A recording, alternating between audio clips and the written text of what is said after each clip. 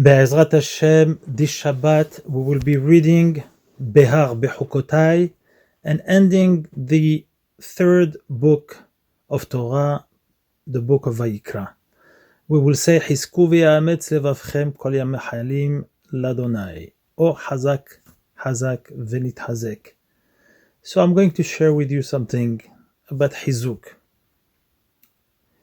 It is very sad that we have read the entire book of Vayikra at home without opening a Sefer Torah and being with Minyan in our Bet Knesset. We hope that very, very soon HaKadosh Baruch Hu should bring us back together in our Bet Knesset to enjoy our tefillot, our shiurim, our learning. Be'ezrat Hashem bekarov mamash. One of the most influential halachic figure that is known is called Rabbeinu Tam. And who was Rabbeinu Tam? As you all very well know, the most famous commentator of the Torah and the Talmud is Rashi, who is being learned every single day by millions of people. Rashi had no sons, but he had 3 daughters. His oldest daughter, his name is Yocheved. Yocheved got married to Rabbeinu Meir ben Shmuel. They had together and they were blessed with 3 great sons. The first one was Rabbeinu Shmuel, which they called him the Rashbam, Rabbeinu Shmuel ben Meir. The second one was called Yitzhak. They called him the Rivam, Rabbi Yitzhak ben Meir. And the third one was Yaakov, called Rabbi Yaakov, but as we know him, he's called Rabbeinu Tam. And as we know, when Rabbeinu Tam was about 20 years old, his grandfather passed away, Rashi. And when his grandfather passed away, arose in France a brilliant, fascinating yeshiva that had people learning there, and those people went into the depth of understanding the Talmud, understanding what Rashi really meant in every word that he wrote. Those were called Ba'alei HaTosafot. Today, we call them briefly Tosfot, or in the yeshivot, Tosfos.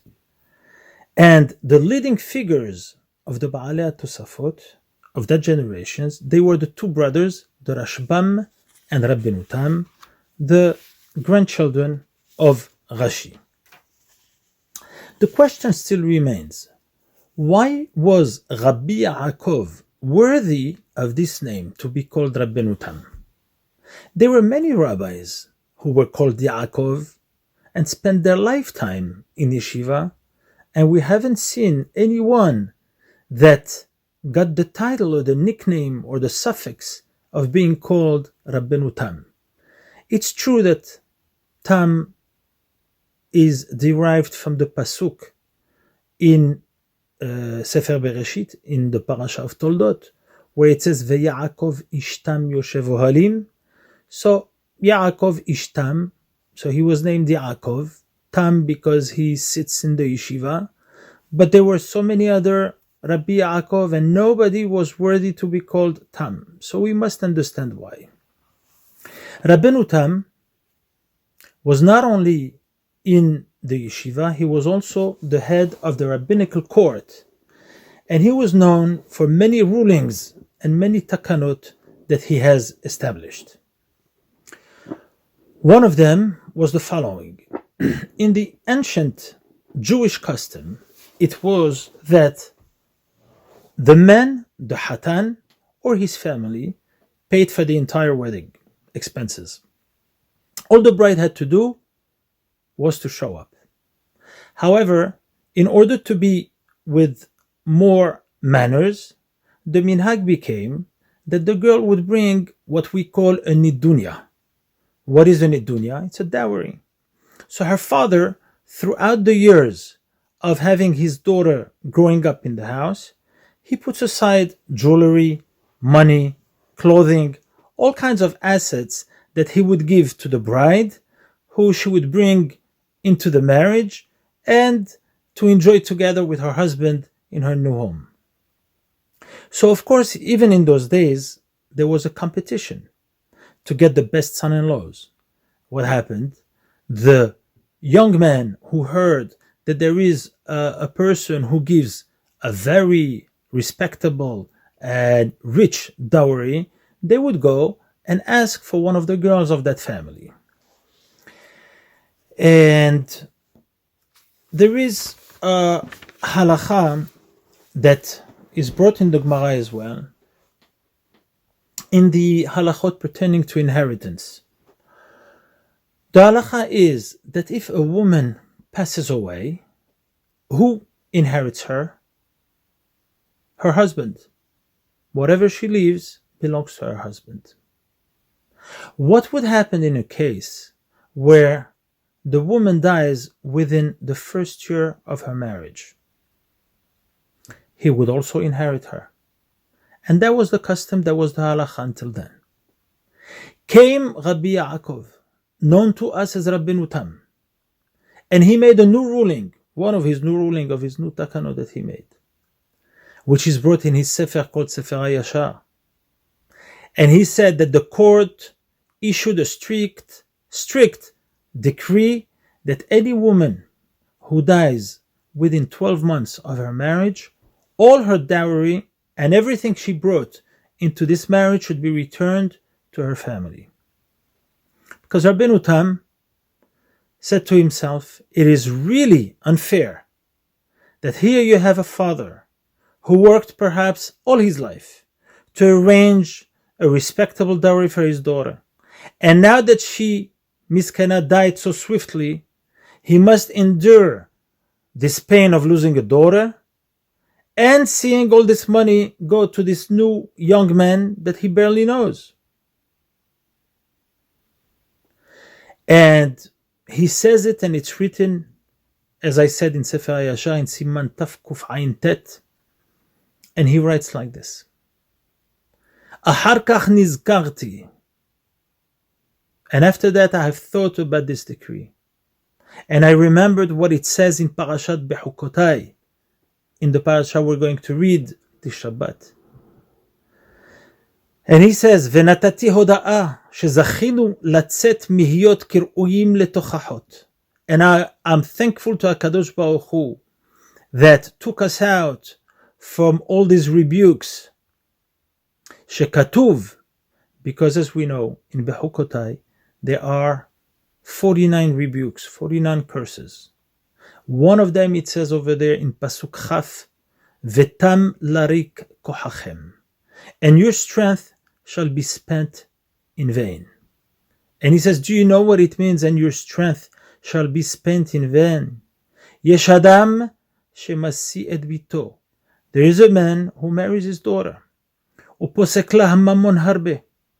And he gave her a lot of money.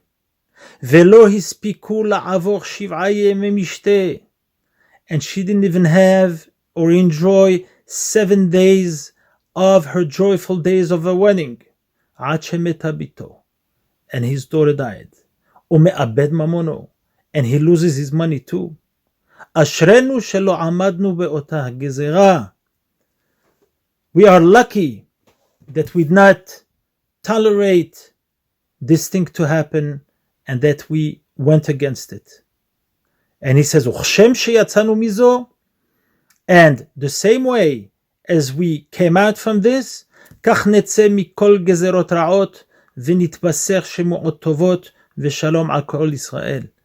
says the same way we took care of the pain of people and we made a decree so people should be happier in life and we cared for them, the same way Hashem should care for us. And the same way He will take us out from all these gezerot, which are ra'ot, bad, v'nitbasser, and we will only hear besorot tovot, v'shalom al kol Israel. The mystery of the name still remains. Why was he called Rabbeinu Tam? Well, Rabbeinu Tam lived during the 12th century.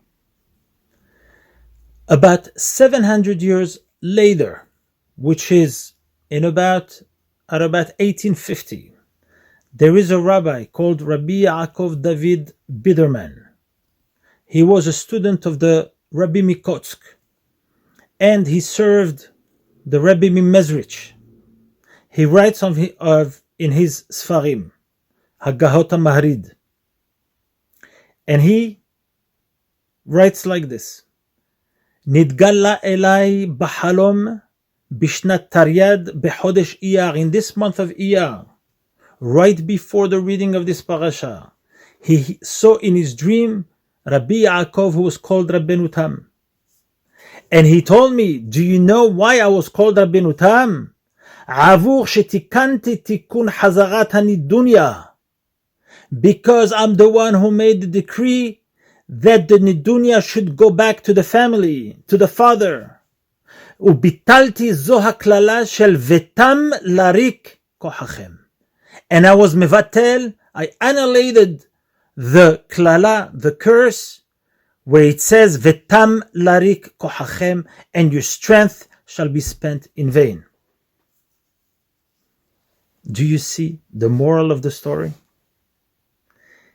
The moral of the story is that this Rabbi Yaakov, this who is known to us as Rabbeinu Tam, eliminated the unnecessary pain from a family who is in mourning for the loss of their daughter, that they would not, Haz v'Shalom, feel that all their labor was in vain. And he eliminated what he felt was an unjust financial practice in Jewish life. This is one single act that gave Rabbi Yaakov the name of Rabbeinu Tam. How much should we think about all the actions and the acts we should do during our life, and especially maybe during this time, where we are all confined, and there is so much chesed we can do, because there are 3 crowns, but there is one crown above all of them, which is Keter Shem Tov. The Keter, the crown of a good name. And if someone does good deeds, he will have good names, and that name will remain to be his name. Rabbi Yaakov had the merit, the zechut, that he was not called anymore Rabbi Yaakov, he was called Rabbeinu Tam. And this is a great lesson for all of us. Thank you. Shabbat Shalom. Hazak Hisku ve'ya'ametz levavchem kol hamichalim l'Shem.